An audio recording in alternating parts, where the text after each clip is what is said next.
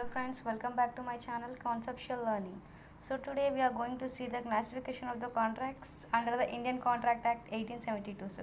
So before going through the classification of the contracts, one need to understand the essential elements of the contracts, which I have been explained in the previous video. So please you go through it before coming to this video. So here classification of the contracts. What is the classification means division of the contracts based upon the validity, performance and the formation. So based upon these three elements the contracts has been classified. First one we will go with the validity. In the validity they considered the valid contract. So first what is a valid contract?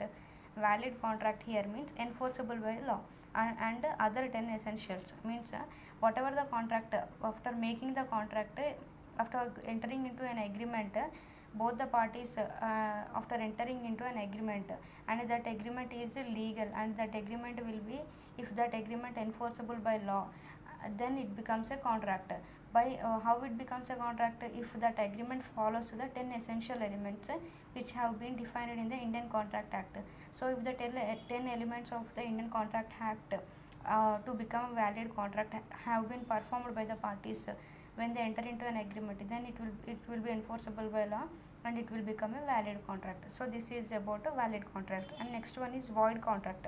What is void contract? Here void means after entering into an agreement after it became enforceable by law, means after becoming a contract, if the contract is suffering with any legal effects or some supervening impossibility.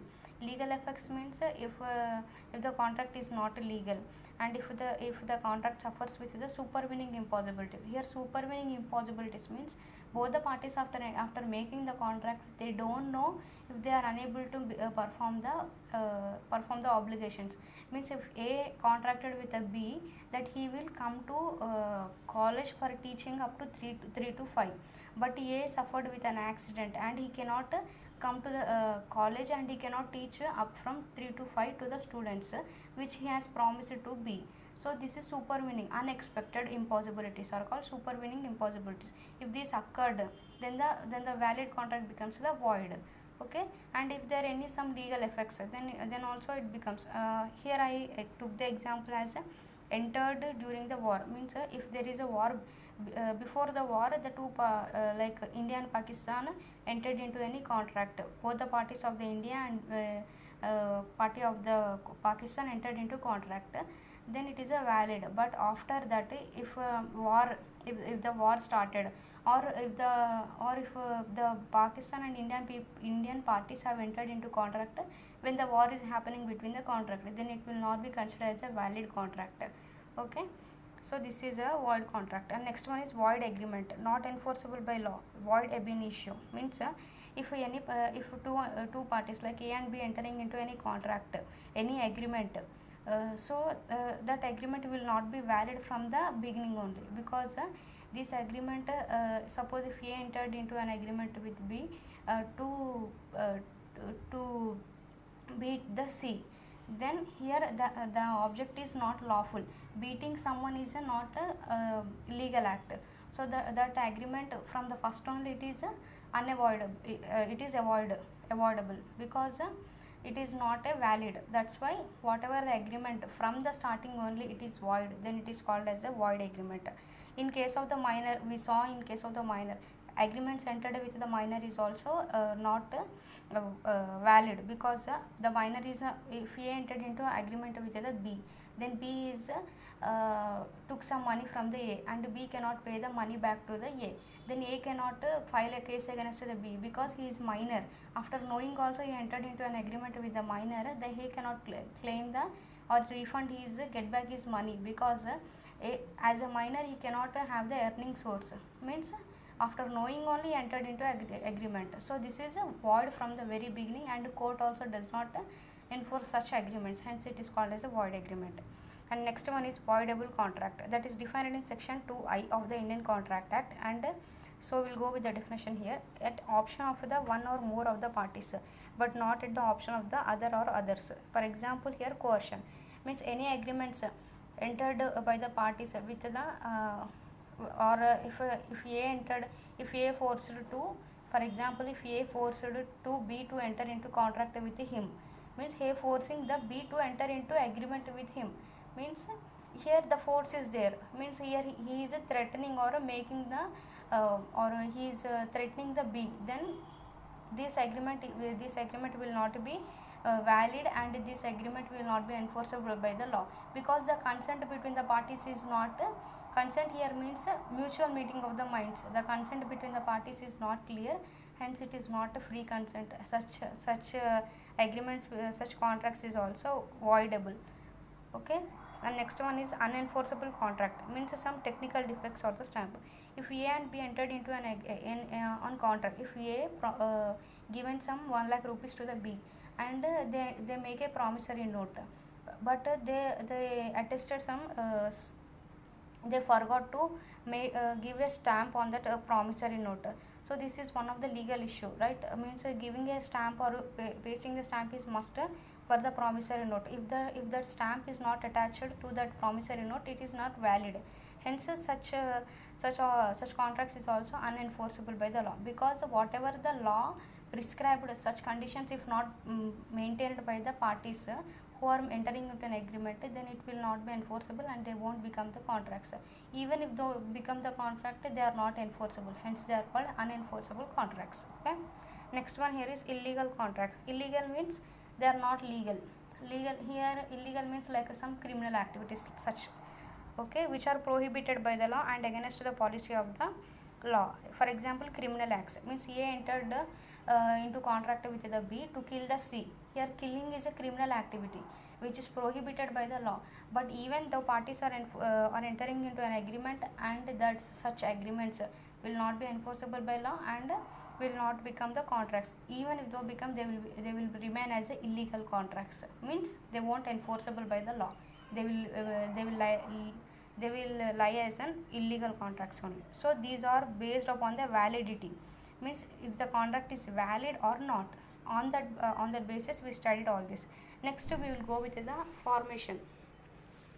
Formation here means for example, we take the here under the formation we see the express contracts and the implied contracts and the quasi contracts.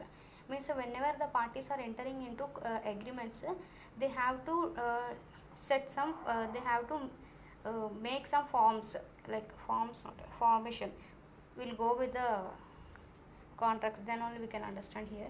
So express contract, express means by word spoken or the written. Whenever two parties are entering into any agreement, if A entered into an agreement with the B, then A has to say the conditions by words to B. Here by words means it is one of the form of expressing his wills. So if like that the contracts are entered, then it will become the express contracts. Hence here expressing is some form or the mode. So if the contracts are made such like that, then it will become the express. And implied means other than words. If A joined the duty, and A is an employee of some organization, who is B is the owner of such organization, then A has to get his salary, because he is doing his work. For that he has to get his salary. Here payment for the work is an implied conditions, means no need to say that we will join in the job for getting the salary only, right? That's why here no expression is there, that is implied other than the words. Hence this is called as an implied contract. Okay, pay for the salary. Next one is quasi contracts. Quasi means if both the parties will not entered with their willing, only the law places a vital role here. Means if A going on a road, for example we take A going on a road, he find some goods which are the B goods. If we find the B's goods, A find the B's goods, then A has a responsibility to hand over such goods to B. Means here responsibility is automatically the responsibility is automatically created by the law. Law only imposing the A to give such goods to the B. Okay, here they are not entering willfully, but the law making them to make a contract. Such contracts are called as the quasi contracts, and for that example is finder of the lost goods. Okay, next one is performance. Based upon the performance also we'll differentiate the contracts. Performance here executed contract and the executory contracts. These two will come under the performance. So executor contracts means both the parties have performed their obligations. Performed here means completed, means A entered into an agreement with B for selling of the house. A sold his house to B and B also paid price to A. Means the responsibility, the obligation of the A is completed by selling the house, and responsibility of the B is completed by paying the price to such house. By giving the ownership, he paid some price to A. Means both the parties have performed their performances. Hence such executed means already completed, means both the parties have performed their obligations, okay, duties. That contracts are called executed. And executory means yet to done, or anyone or one of them or one of the both has to perform their obligations. Means A entered into contract with the B, and B also entered into an, here not a contract, agreement. A entered into an agreement with B. B also accepted A's offer of selling his house, and B also accepted that yes, I will purchase the house for the 10 lakhs. So but these both the parties are made for after 1 month we will sell the house. A told that after 1 month I will sell this house to you, and B told after you selling I will pay the price to such house. Means that both the parties are yet to perform, not performed.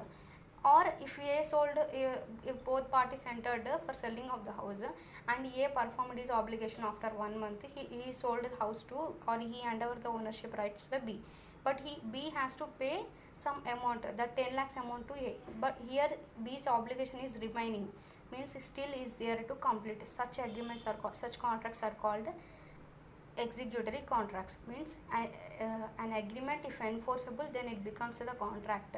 So some contracts are also illegal, voidable after becoming the contracts also, they remain like such. So the further to clarity only we have discussed here the classification of the contracts on the basis of validity, on the basis of formation and the performance. So we'll meet in the next class.